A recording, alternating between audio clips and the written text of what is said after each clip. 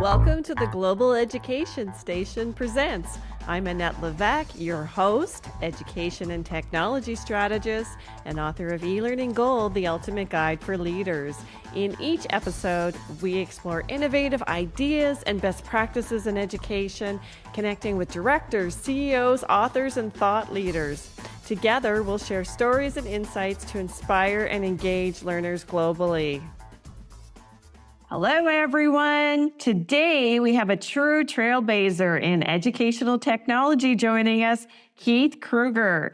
Keith is the CEO of the Consortium for School Networking, CoSN, a nonprofit organization dedicated to empowering K-12 technology leaders to create engaging and innovative learning environments. With decades of experience at the forefront of EdTech, Keith has been recognized as one of the top influencers in the field, including being named to EdTech's 30 K-12 IT Influencers and Technology and Learning's Big 10 Most Influential People in EdTech. Hello, Keith. How are you today? Hello. What a nice introduction. My mother thanks you. I'm so excited to speak with you today. For our audience, Keith and I met at a conference in Toronto where I got to hear all about the Consortium. And I thought it'd be really valuable to share some of your perspectives on technology today. Love to do that. Mm-hmm. So maybe we can get started by you can share a little bit about your background and how you ended up with the Consortium and CoSN for Schools. Sure. Well, CoSN's been around for now just over 30 years, and I've been running the organization almost all of that time. It's a nonprofit professional association for people who are in charge of technology in school systems or school boards, school districts, whatever you call them. We really do try to make sure that they know the skills they need in order to succeed and create a community that they can share ideas, learn from mistakes, and things like that. So we are primarily in the United States, but we do have members in Canada. And we believe that innovation isn't bounded by any particular country or the Atlantic or Pacific Ocean. So we're looking for great ideas wherever they are. Wonderful. So, Keith, what are some of the most pressing challenges that you see K-12 technology leaders facing today? And how can CoSN help them address some of these challenges? Yeah, so the number one concern that our audience has, and this has been the case for the last several years, is cybersecurity. You can't use the technology if you're being held ransom and being shut down. And unfortunately, in North America, we're the number one. K-12 school systems are the number one target for ransomware attacks. So, according to the U.S. Homeland Security Agency. So that's very problematic. Kind of surprises people because you'd think, oh, it would be, I don't know, small businesses or banks or something. But actually, K-12 has a lot of data. And so we can talk more about that if you're interested. There are other high-level topics also, things like privacy of student data, that making sure that the data that we have is kept private. And the new emerging topic, I guess wherever two or more educators are gathered, there we shall talk about artificial intelligence. And so what are the policies and guidance, and what are we trying to accomplish by using AI in K-12, and how do we make sure there are guardrails to keep things safe and effective? Mm-hmm. That is extremely scary and exciting. So what is, for educators who maybe have hopefully not yet encountered this type of an event, what is a ransomware attack, Keith? Yeah, it's where cyber criminals come and they probably have someone click on some sort of URL that they shouldn't click on. And they probably don't tell you right away that they're in your network, they're downloading your data. and then they sent, after a certain amount of time, when they've eliminated your backups, they send you a message saying, you need to pay this or we're destroying your data. And we may tell your community that you've been hacked too. So, a lot of, I think, school board members or superintendents might say, well, what is it that school districts have that's so valuable? They have a lot of data, and even some simple things like birth dates of students, or they're often the largest employer in a community, so they're what we would call Social Security numbers in the United States. So that data is extremely valuable. And, they found that some school districts are willing to pay the criminals, and so that only incents them to find more. And frankly, K-12 is very understaffed in terms of technical expertise around cybersecurity. So maybe we don't always have the best systems. So we've seen a lot of progress on practices, but frankly, the biggest improvement has been in multi-factor authentication. It's like when you go to your bank, they require you to prove and text, you or to verify. Back 3 years ago, only about 40% of the school districts in the U.S. were doing that. It's now up to in the 70s, but still a quarter of school districts are not doing that. And there are many other practices that, the training, certainly most school systems do it for their staff, teachers, and hopefully administrators and the secretaries. But students also are on your network. And so there has to be training for students. So those are just a couple of things that school districts need to be doing.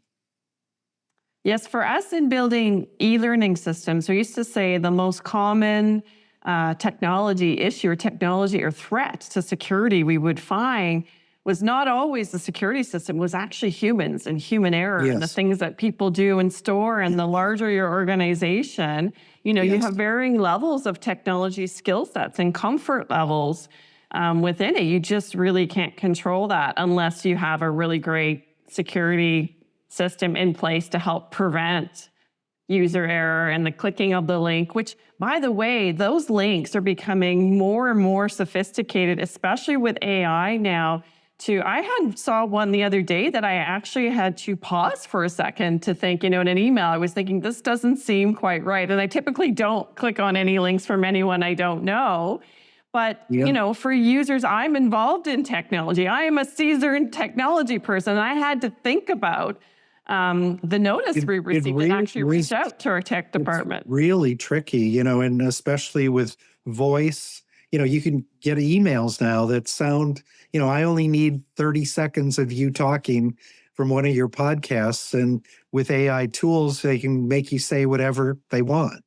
And you can imagine if the assistant to the head of finance says, send me all the payroll information, or, it's tax time, we need them all. And I completely agree with you. They are getting so much more sophisticated. Just a couple of weeks ago, I got an email from one of my counterparts who heads up the big urban school districts and asked me to click on this attached file. And I thought it was kind of weird. So I emailed him and CC'd someone else on his staff. I thought he immediately said, yes, it's me. The other person quickly emailed me and said, no, it's fake. And so, once they have control of your email, even if you're verifying right with the person you think you're talking to, you might not be talking to the person. Absolutely. And email, that's the golden ticket, obviously. Yeah. And I've also seen things where they've modified someone's email address. We had a user where they took their standard email ending and added like a dot to it or a P to create a completely new email address. And we're replying back from that without the user knowing that these Yeah. replies were going back and efficiently locking them up. There's just so many things that they can do. And then, unfortunately, when I meet with teachers and educators and educational leaders, a lot of the common thought is, well, I'm not important enough. This isn't going to happen to me. I don't need to worry about it. We're not going to bother with it. What's the reality of that, Keith? Because you're saying they are a high-value target. And I did not expect you to say K-12 schools are such a high-value target. Yeah. Well, I think you're right. There's a whole lot of education, and starting with your end users, which are students and teachers, making sure that they understand what's at risk. And frankly, it isn't a one-time thing. You have to keep reminding people, not in a vengeful way, but to say you have to do some tests and say, that you clicked on the wrong thing, and had it been a real cyber criminal, they would have our data. Right. So starting with humans, we're in the technology leadership area, but it's all about people. Mm-hmm. And can, a lone educator, so when they're connected to their school's network, typically we think, well, it might just be my machine, or I just need antivirus software. And when we hear the term ransomware, and a system being shut down, we think of TV shows where everybody's screen goes black and you get locked out and somebody wants money, but it seems like it's fiction, bigger than life for TV. What does that look like in real life? Well, many school systems across North America have been shut down, and they can't start at the beginning of school, or they have to go dark for several days or a week. And we've had school systems that have lost all of their data, so which means they couldn't make payroll. They could not, these are serious things. And as we already discussed, the cyber criminals are getting more and more sophisticated. So they might look like they are a vendor of yours, but in fact, they've hacked the vendor that you supply, and you're paying the criminals without knowing that you think it's a legitimate invoice. Right. And so if this happens within a school or school board, a lot of times they think, oh, we don't have the time to bother with this, or we're not a target, or our budget. They worry about budget as well. But what can the cost be? I know you can't give me an actual number, but what does it look like on the back end if you get caught? It's huge. According, there have been a number of studies looking at how much this actually costs, both direct costs, but also in lost learning time. And also in reputation. I mean, there are school districts like in Baltimore and in Minneapolis where every day on the news for the next year were terrible stories of, kids with special needs who their records were released to the public, or employees who there were HR problems that were released because the school district didn't pay the ransomware. Mm-hmm. So that's terrible. And what can schools do? Like, what's the first step? Like, what should they be looking at, and how can CoSN help them? Yeah, I think there's a whole lot of resources on CoSN.org/cybersecurity, but some simple ways to get started. And, one of the things with your leadership team is doing a desktop experience, so that it isn't just the technology people who experience what it might look like. So there are these simulations or desktop experiences where, maybe you're going to be the superintendent of our school, and I'm going to be the head of communications, and it's 8 o'clock in the morning, and we just got contacted by the local television station that we heard there was a hack. What are you going to say to them? And, it's timed throughout the day of different things that you learn. And you learn that, Social Security numbers have been stolen, and who are you going to contact, Mm-hmm.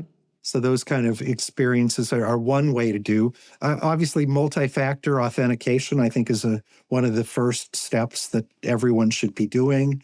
The end user training, including testing throughout the year, are just a couple of examples. There's lots more. But the challenge is, at least in the United States, only about, the technology leadership says this is their number one priority. But then you ask, do you even have one full-time equivalent dedicated to cyber? And only about 1/3 of school districts do. Now, we have lots of small school districts, and they may never, but I can tell you the cyber criminals have full-time people who are hammering on your network all the time. Okay. Yeah. And they have bots now too that are doing the job for Yes. them, which is so even if we install some protection and networking security and different types of preventative measures within schools and within those network systems, with virtual learning, a lot of organizations and areas also have educators working from home now. And so what are some suggestions to help protect student privacy and that working from home human error? It is a big challenge, and you're only as strong as your weakest link, as they say. And so, yeah, there has to be this sort of training, and it's even more important as whether it's students doing virtual learning or just their homework from home, the network they're on, if it's a device provided by the school system, you need to make sure that there are protections as they connect to the school network. So yeah, it's a big challenge. Yeah, I think that's a great suggestion, actually, that if they're at least using a device provided by the school, then you can have some control over what's installed on the device, keeping it separate from home things where gaming might be happening and other activities. And what do you think about, I was working with one board as well, too, that they had a really interesting system for actually classifying their levels of data and classifying the levels of data that educators could access from home.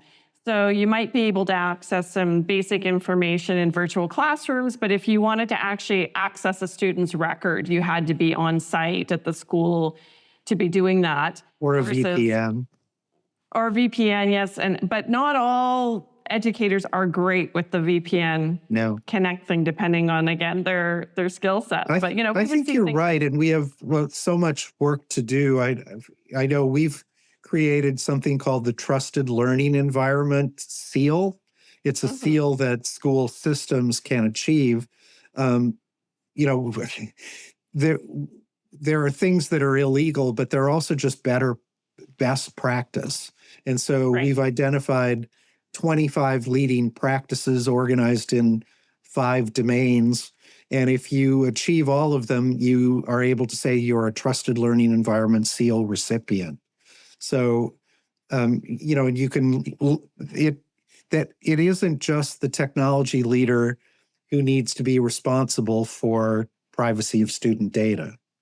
It's kind of everyone's responsibility, and starts at the leadership area with superintendents and board policies.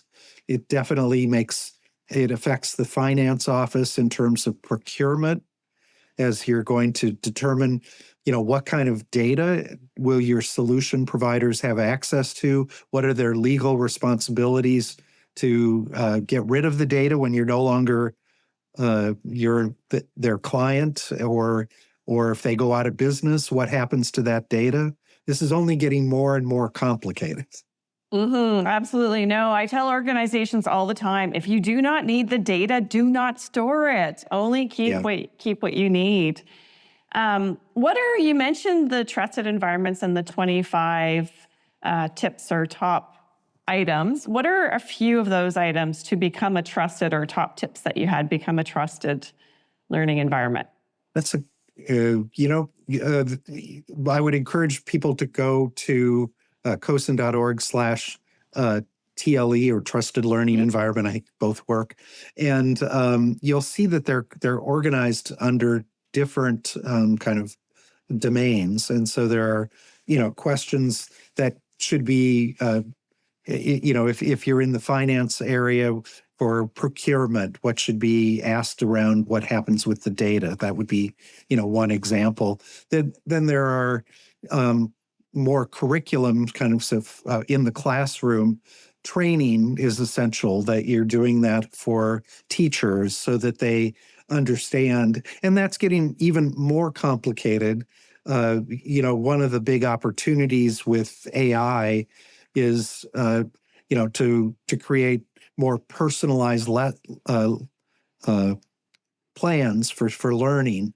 But you have to be very careful about that in terms of putting actual data about a student in OpenAI that others might be able to access. So, I think there's a whole lot of work for everybody to be doing in this area. Yes, I think that's something we're encountering a lot. And I see it within governmental organization as well, too, that I tell them you need to assume your staff is using OpenAI and ChatGPT and may not realize that it's proprietary and everything that they are copying and pasting into it is going to a third party that is not a nonprofit, slated privacy, abiding by whatever privacy measures you may require, versus some of the other tools for schools. Maybe like I spoke to someone this morning about Magic School, where they have their privacies policies outlined for schools and protections in place. And so what are some of the new challenges you see with the advent of AI coming up? Yeah. Well, one of the things is it touches just about every aspect of the school system. And so we've tried to help school leaders think about what is their readiness, where are they today? And so we have a free AI readiness assessment up on our website. We released that a year and a half ago in the fall of 2023. And there's about 90 questions organized in now 7 domains. And again, it asks you just simple yes/no questions. Are you doing this? And I'll tell you, some of the biggest learnings happen from the questions you can't answer. Gee, I never thought about that, or I don't know.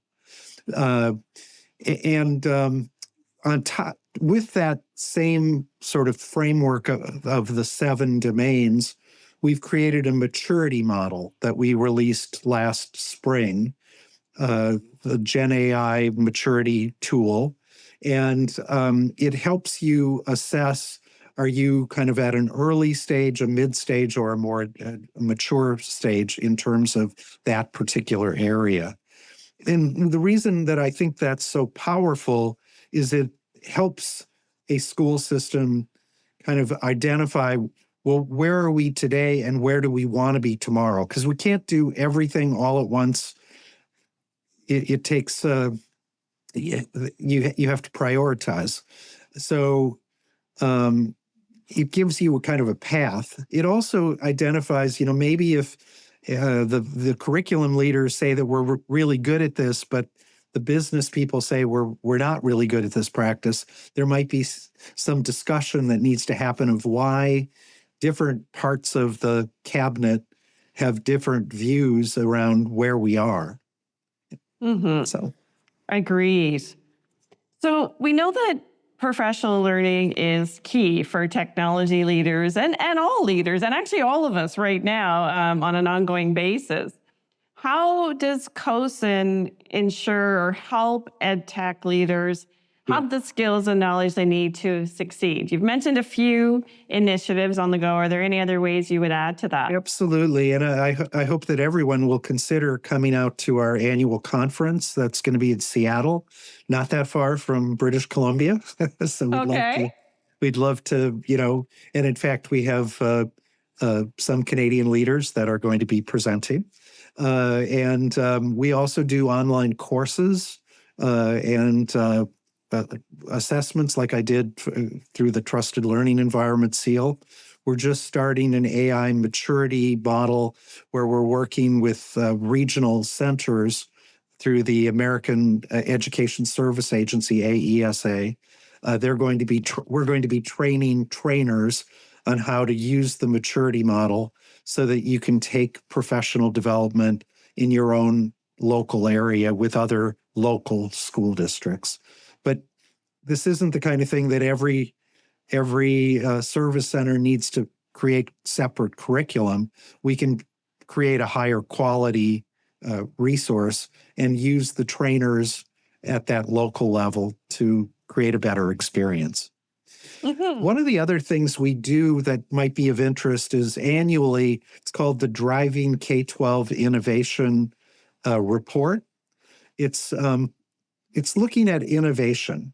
And, a lot of times, having done this for 3 decades, I get questions like, well, what technology is the most, can you help me predict the most important technology? And I think that's the wrong way to think about innovation. What we really want to do is, how do we invent the future that we really desire, that really solves the problems that we're trying to solve? And frankly, we're an association of technology leaders. They have a bad tendency to start with the technology, saying, gee whiz, wow, we could, let's talk about AI. What this initiative does is it starts with 3 different buckets. The first bucket is, what are the hurdles that we're trying to overcome? And we pick 3 each year. We have a global advisory board, about 150 advisors, most of which are from North America, but about a quarter or 40% are from the rest of the world.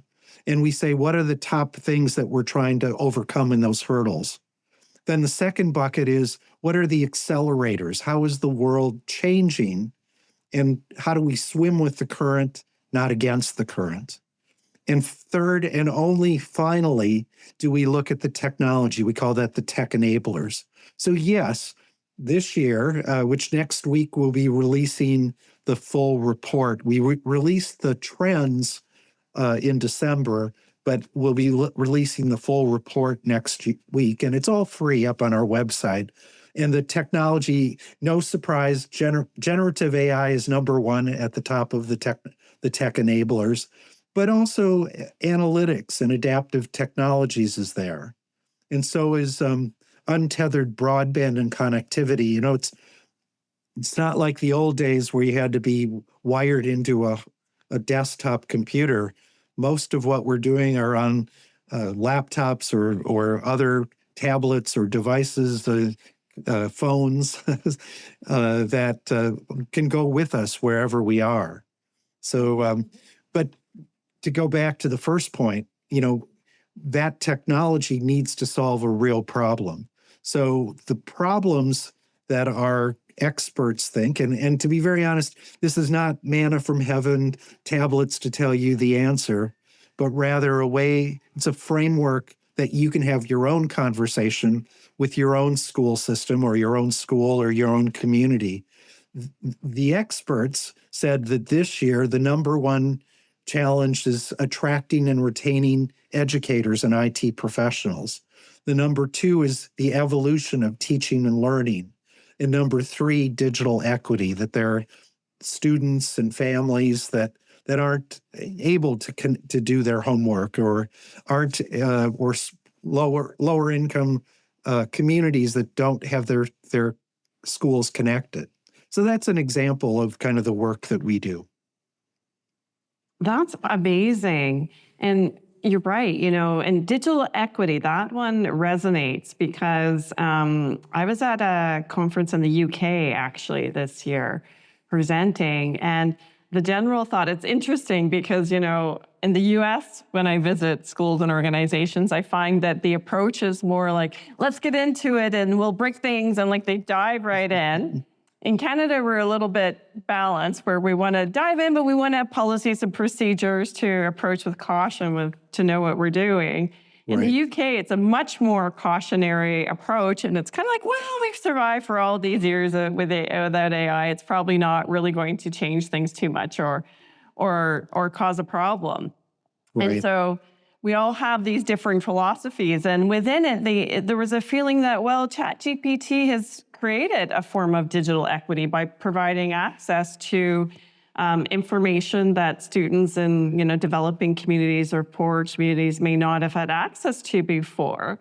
But then, my thought was, it's still a proprietary product. So yes, it's free. It's now become part of a lot of people's lives. I know I use it multiple times a day now. And there's been days where it's been down and I've been like, oh no, I'm going to have to do this manually, right? But it may not remain free on all the levels that it is now, and it may not remain accessible to everyone in the same way.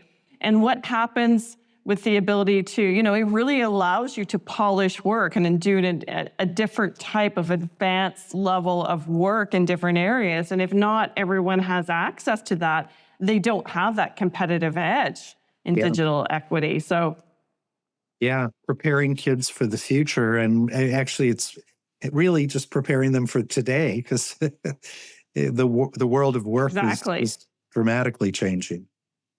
Exactly. MIT did some